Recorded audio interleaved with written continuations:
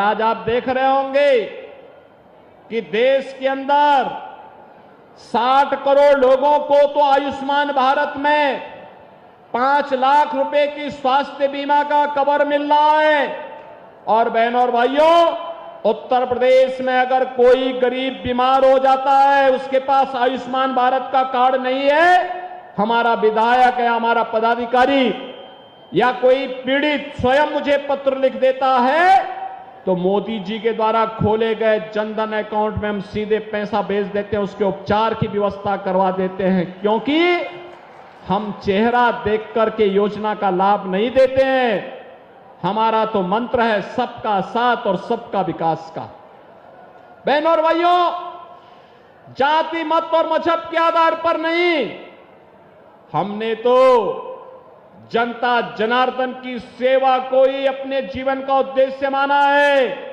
लोग अपने परिवार के लिए कमाते होंगे और हमारे लिए तो 25 करोड़ की जनता और मोदी जी के लिए 140 करोड़ की जनता ही परिवार है।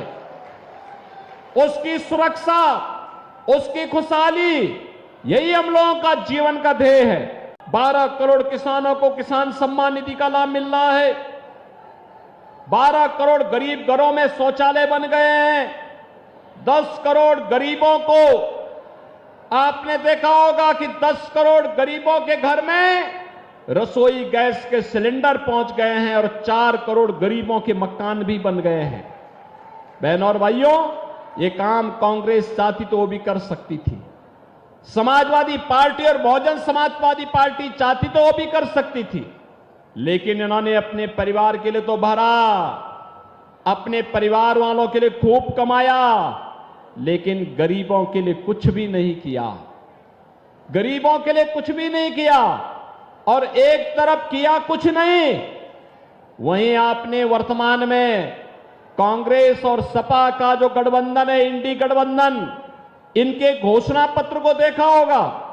अपने घोषणा पत्र में क्या कहते हैं ये कहते हैं कि हम गरीबी हटाएंगे। कैसे हटाएंगे गरीबी? गरीबी हटाओ का नारा तो श्रीमती इंदिरा गांधी जी ने भी दिया था।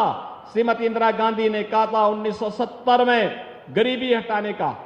बहनों और भाइयों, 54 वर्ष के बाद भी नाती भी वही तोता रटंत लगाए जा रहा, हम गरीबी हटाएंगे, एक झटके में हटाएंगे। जब उससे पूछा गया कि कैसे हटाएंगे तो कहता है हम सभी लोगों की संपत्ति का सर्वे करवा देंगे और सर्वे कराने के बाद अगर किसी के पास 4 कमरे का मकान है ना, तो 4 कमरे के मकान में अगर उनके परिवार में 4 लोग हैं तो कहेंगे कि तुम्हारे लिए 2 कमरे पर्याप्त हैं, 2 कमरे हम दूसरे लोगों को जबरदस्ती कब्जे में ले लेंगे, उस पर कांग्रेस का अधिकार हो जाएगा। वे कह रहे हैं हम सर्वे कराएंगे। देखो, कल सुप्रीम कोर्ट ने भी कहा है कि स्त्री धन पर केवल स्त्री महिला का अधिकार है, कोई दूसरा अधिकार नहीं कर सका। लेकिन ये बेशरम लोगों को देखो ना, ये कहते हैं कि महिलाओं के जेवर को भी हम अपने कब्जे में ले लेंगे। क्या हिंदुस्तान इसको स्वीकार करेगा? क्या स्वीकार करेगा क्या? लेकिन इनकी हालत देखो। और किसको बांटेंगे? ये आपकी संपत्ति को बांटने का काम किसको करेंगे? बांग्लादेशी घुसपैठियों को, रोहिंग्या लोगों को, जो विदेशी आए हैं घुसपैठियों, उनको बांट देंगे ये लोग। क्या आपको हिंदुस्तान इसको स्वीकार कर पाएगा क्या? लेकिन ये कांग्रेस के लोग, इंडी गठबंधन के लोग कहते हैं कि हम ऐसा कर देंगे। बहनों और भाइयों, इन्होंने जब यूपीए की गवर्नमेंट थी 2004 से 14 के बीच में, इन्होंने ऐसे प्रयास किए थे अनुसूचित जाति, जनजाति और पिछड़ी जाति के लोगों को मिलने वाले आरक्षण के लिए, उस पर इन्होंने सेंध लगाने का काम किया था। जस्टिस रंगनाथ मिश्रा की कमेटी गठित की थी। जस्टिस रंगनाथ मिश्रा की कमेटी ने कहा था पिछड़ी जाति के लोगों को मिलने वाले आरक्षण में 6% मुसलमानों को देने की बात उसने कही थी।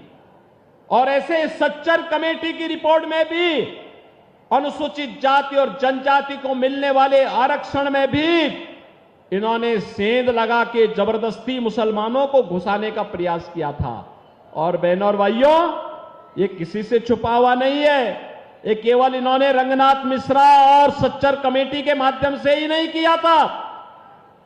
तत्कालीन प्रधानमंत्री डॉक्टर मनमोहन सिंह जी ने भी अपने एक भाषण में कहा था कि देश के संसाधनों पर पहला अधिकार मुसलमानों का है। कहा था ना, गरीब कहां जाएगा? अनुसूचित जाति, जनजाति और पिछड़ी जाति के लोग कहां जाएंगे? ये हिंदुस्तान के लोग कहां जाएंगे? लेकिन देश के विभाजन को फिर से आगे बढ़ाने के लिए कांग्रेस के द्वारा साजिश रची जा रही है, एनडी गठबंधन के द्वारा साजिश रची जा रही है। क्या यह देश इस साजिश को स्वीकार करेगा? हमें कतई स्वीकार नहीं करना है। कांग्रेस ने अपने घोषणा पत्र में दो बातें और कही हैं। विरासत टैक्स के साथ साथ उन्होंने एक बात और कही है।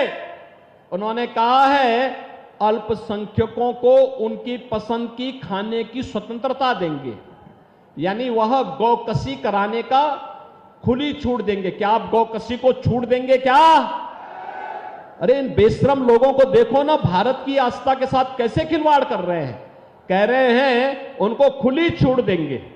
अरे कैसे हो सकता है? जिस गाय को हम माता मानते हैं, जिसको हमारा शास्त्र कहता है कि गाओ विश्वस्य मातरम्, उस गौ माता को एक काटने के लिए देंगे कसाईयों को। क्या हिंदुस्तान इसको स्वीकार कर पाएगा क्या? और मैंने सुना है कि भाई और बहन दोनों अयोध्या दर्शन करने के लिए जाना चाहते हैं। जब इनकी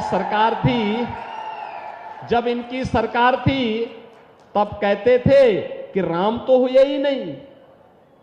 क्या कहते थे? राम हुए ही नहीं। और जब देश की जनता जनार्दन के संघर्ष के फलस्वरूप माननीय उच्चतम न्यायालय के फैसले के क्रम में मोदी जी के प्रयास से आपके एक एक वोट की कीमत ने अयोध्या में रामलला को फिर से विराजमान कर दिया है और मंदिर भव्य बन गया है। अब कहते हैं राम तो सबके हैं। देखो ना इनके दोहरे चरित्र को। पहले कहते थे राम हुए ही नहीं, अब कहते हैं राम तो सबके हैं। बहन और भाइयों, इन पे विश्वास मत करना, कभी विश्वास मत करना। ये लोग धोखा देंगे। जब भी इनको अवसर मिलेगा ये लोग धोखा देंगे। हमें धोखेबाजों से नहीं, हमें भ्रष्टाचारियों से नहीं, हमें हिंदुस्तान की सुरक्षा और हिंदुस्तान की संप्रभुता के साथ साथ हिंदुस्तान को समृद्धि की नई ऊंचाई तक पहुंचाने वाली सरकार चाहिए। और वह केवल भारतीय जनता पार्टी दे पाएगी, भारतीय जनता पार्टी दे पाएगी। संभल के लोगों को, बिलारी के लोगों से कहने के लिए मैं बहनों और भाइयों आया हूं, एक ही अपील करने के लिए आया हूं कि क्या हमारा वोट जो लोग हिंदुस्तान का खाते हैं, जो ये मानते हैं उनके पूर्वज हिंदुस्तानी हैं, उनकी आने वाली पीढ़ी को हिंदुस्तान में ही रहना है, उनको सोचना होगा उनका वोट उन विषधरों को नहीं जाना चाहिए जो लोग भारत माता की जय जयकार करने में संकोच करते हों। कतई नहीं जाना चाहिए। जो लोग वंदे मातरम का गायन करने में संकोच करते हैं, भारत माता की जय घोष करने में जिन्हें संकोच होता है, उनको आपका वोट जाने का मतलब आपके द्वारा भारत के खिलाफ साजिश रचने वालों को सम्मान देने का कार्य हो रहा है। और इसलिए मेरी अपील होगी, हम लोग भारत की सुरक्षा और संप्रभुता को ध्यान में रख करके आने वाली पीढ़ी के उज्जवल भविष्य के लिए हम लोग ऐसी सरकार बनाने में अपना योगदान दें जो मोदी जी ने आजादी के अमृत महोत्सव वर्ष में कहा था, एक आत्मनिर्भर भारत, एक विकसित भारत होगा। आत्मनिर्भर भारत होगा तो हर नागरिक आत्मनिर्भर होगा, नौजवान आत्मनिर्भर होगा, किसान आत्मनिर्भर होगा, महिलाएं आत्मनिर्भर होंगी, श्रमिक आत्मनिर्भर होगा। जीवन के प्रत्येक क्षेत्र में लोगों को इसका लाभ मिलता हुआ दिखाई देगा। और हमें ऐसी ही सरकार को बनाने में अपना योगदान देना है।